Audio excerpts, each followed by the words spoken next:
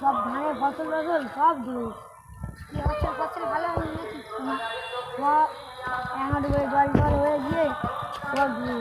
আমি না জানিস আমি কালকে ভালো বড় শোল মাছ পেয়েছি এরকম। হ্যাঁ কালকে আমিও তো মাগুর মাছ পেয়েছি।